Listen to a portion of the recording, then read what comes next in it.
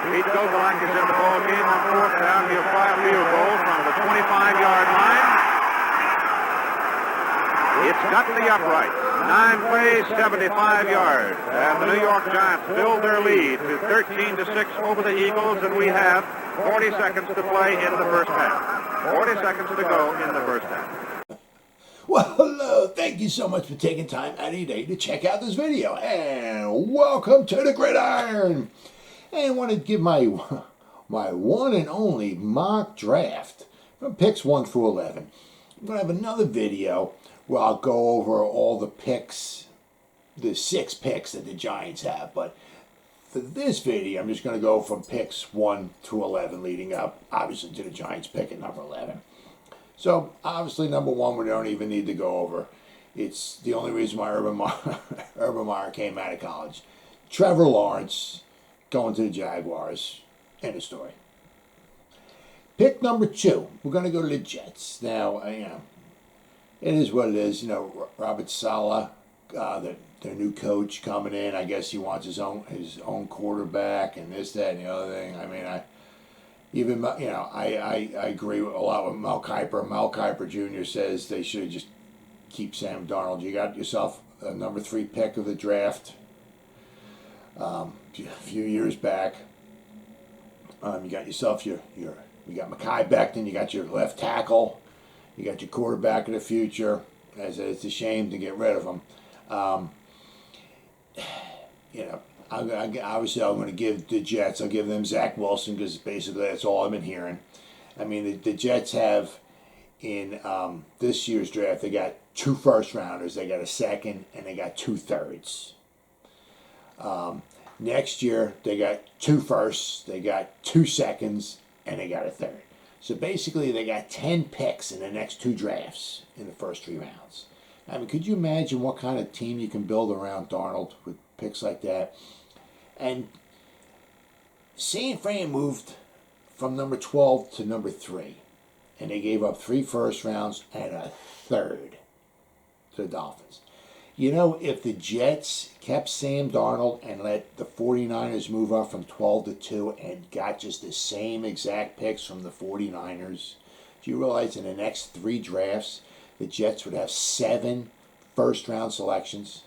7. They would have 2 this year. They would have 3 first-rounders next year, and they would have 2 first-rounders in 2023. They would have, in the next 3 drafts, they would have 4 second-round picks, and they would have 5 third-round picks. They would have 16 picks in the first 3 rounds in the next 3 drafts. Could you imagine? And just 7 first. Could you imagine what kind of team you could build with that? 7 first-rounders. You got Darnold, Mekhi Becton, and you have 7 other first-rounders. That would be, I'm trying to count, 7 and 2. That would be 9 first-rounders you could control for 5 years. Could you imagine what a team, 9 first-rounders, what a team you can build, plus an additional 4 second-rounders, and then 5 third-rounders on top of that? Maybe out of the third-rounders, grab another couple of starters. Could you imagine? It just goes to show you, it's a shame. I mean, when a new, it wasn't a new GM, but new coach comes in, he wants his own guy. So, we'll give Zach Wilson to the Jets. Now, this is where things start getting interesting. I kind of like Justin Fields to the 49ers. A lot of people are talking about Mac Daddy Jones going there. I even saw one of the mock drafts, Trey Lance going to the 49ers. I'm going to buck the curve here a little bit. I'm going to go with Justin Fields. I'm more impressed by him. One of the things that really, really impressed me a lot was when he went against Clemson in the semifinal game, and he took that shot to the ribs, and he went out on the sideline, sat out for 1 play, came back in, and they whooped up on Clemson. Last time I checked, Clemson's pretty good. He threw 6 touchdown passes in that game. Phenomenal job. I'm going to give Justin Fields to the 49ers. Now, a lot of people have been talking about Mac Jones. I think he's got a lot of potential. He's going to be a very good quarterback. The one thing is that it's kind of like with we're talking Giants here. It's kind of like, Daniel Jones. You get to see what kind of guy, what kind of quarterback he is when he's up against adversity. When you're in Duke and you throw the ball and your receivers can't catch, when your offensive line can't block, you're up against some adversity. You see what kind of quarterback you are. Now it goes by, like I said, with Justin Fields. It's the semifinal game to get in, big game against Clemson. They whooped up on my Notre Dame team. And, he throws 6 touchdown passes. That's some adversity. I mean, with Mac Jones, and I say, I know he's a phenomenal quarterback, don't get me wrong. But when you have like the top 1 or 2 running backs in the country behind you, when you have 2 out of the top 3 wide receivers out here in the country, when 3 of your offensive linemen are going to be taken in the top 15 or 16 offensive linemen in the whole draft. The first 15, 16, 17 offensive linemen, 3 of them are going to be from Alabama. And then you got 7 guys on that offense that's going to be taken in the top 90 picks or so, 90 to 100 picks. 7 guys. I mean, you have arguably, the best coach maybe ever on the sideline. I mean, a lot of. He throws very nice balls, very nice. I just too many times he gets the ball, stands back there.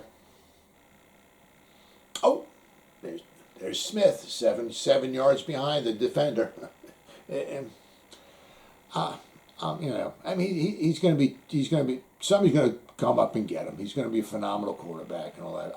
I'm going to go Justin Fields. I'm going to buck the curve. Justin Fields to the 49ers. Now we got another. This is where the wildness, the madness can start happening. What happens after here? The Falcons, are they looking for a quarterback to replace Matt Ryan? In this mock draft, there's no trades. I'm not, I'd be surprised if there weren't any trades before the Giants selected, but in this mock draft, there are no trades. I'm going to have the Falcons stick with Matt Ryan, see if they can get another couple years out of him, and I'm going to sadly take Kyle Pitts off the board. I'm going to give him Kyle Pitts. They're going to have a nice receiving core, let me tell you what. All right? So Kyle Pitts is off the board. So Kyle Pitts, number 4, to the Falcons.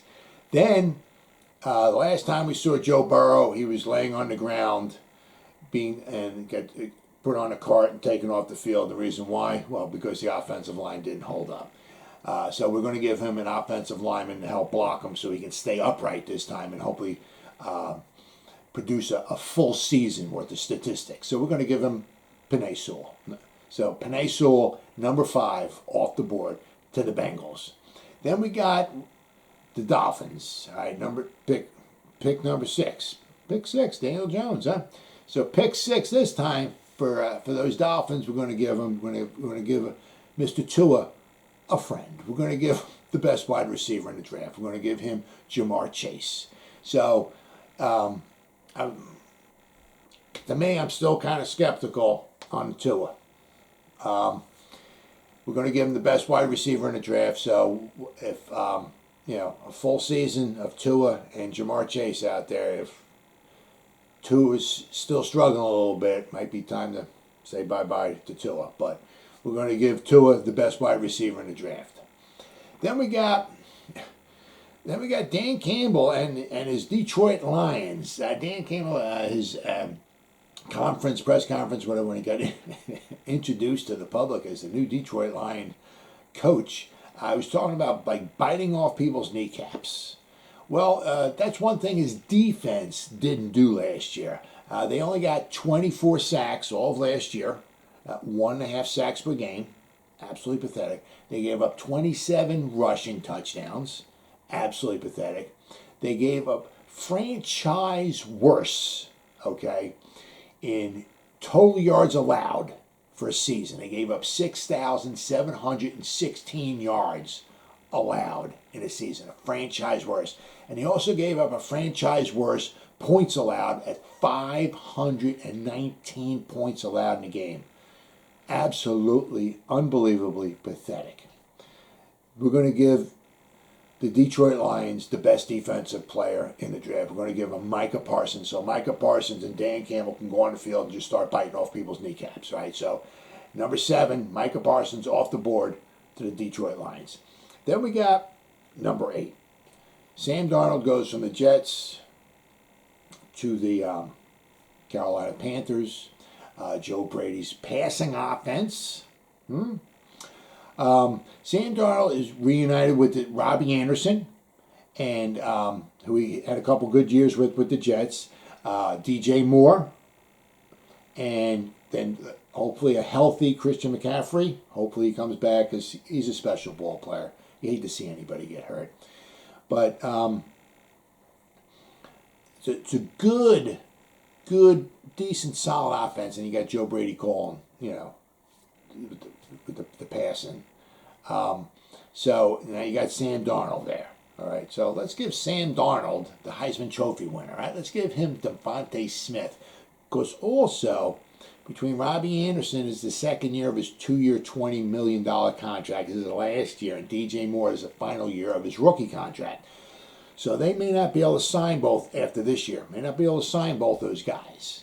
So if they got to let one of them go, at least they'll still have DeVonta Smith. All right, but if you give them DJ Moore, DeVonta Smith, Robbie Anderson, Christian McCaffrey, that's a nice foursome right there for Sam Darnold to throw the ball to. So that'll really help the Panthers' offense this year anyway. So pick number 8, Heisman Trophy winner, DeVonta Smith, off the board to those Carolina Panthers. Then we go to the Broncos. I'm going to give the Broncos, Drew Lock is not the answer, I'm sorry. I'm going to give them Trey Lance, okay? It's a tough one. I mean, Trey Lance is also, I think he's more kind of, he could use maybe a little bit of, if they had to sit him for a year or something to get him to learn and, progress a little bit better, might be to his advantage, might be to the Broncos' advantage. As I said, you still got Drew Lock in there, but they're not going anywhere, I don't think, with Drew Lock. So I give them Trey Lance off the board, number 9, to those Broncos. Now we're going to Jerry's world. Pick number 10. Now, Waddle's still there. Surtain's still there. Slater's still there. Some of the other guys, wouldn't it be? It would be just like Jerry Jones says, "Hey, let's get another wide receiver in here, huh?" Well, not in this draft. They signed Dak. They got Zeke. They got Mari Cooper. They got Michael Gallup. They got ABCD Lamb. They got a nice fivesome right there. Their offensive line could use to be upgraded, no question. But with the 5 guys that they got, they're going to score some points. Okay, their defense is abysmal. So we're going to give them Patrick Surtain, cornerback, off the board, number 10, to those Cowboys. Then we come to the Giants. You got to keep Daniel Jones upright.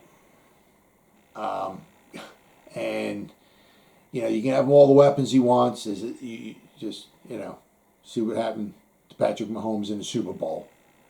He was running for his life. His 2 tackles were out. They scored 3 field goals. That offense scored 3 field goals. You got to keep your quarterback upright. Got to keep, best you can. Keep him clean. Allow him a chance to step up in the pocket, deliver the ball. And if you can do that with Daniel Jones, it's going to help him out immensely. Now, you've already helped him out. You got Kyle Rudolph. You got John Ross. You got Kenny Golladay. Saquon's coming back. You could certainly pick up another wide receiver without question in the 2nd, 3rd, or 4th round. It's still going to be quality there. But I'm going to go with Mr. Slater from Northwestern, a plug-and-play player who can play pretty much anywhere on the offensive line. He can play tackle, guard, or center. Anywhere you need him to play, he'll play. He can get in there from day one and play and help keep Daniel Jones upright so he can deliver the ball. Not only that, he's going to help Saquon. You keep Daniel Jones upright. You allow Saquon to run the ball. The better Saquon gets running the ball, the better the offense, the better the passing game's going to be. It all works together. So, keeping Daniel Jones upright, priority number one. Get Mr. Slater from Northwestern for the Giants off the board. Pick 11. Well, guys, as always, thank you so much for taking time out of your day to check out this video. You guys stay safe out there and go Giants! Woo!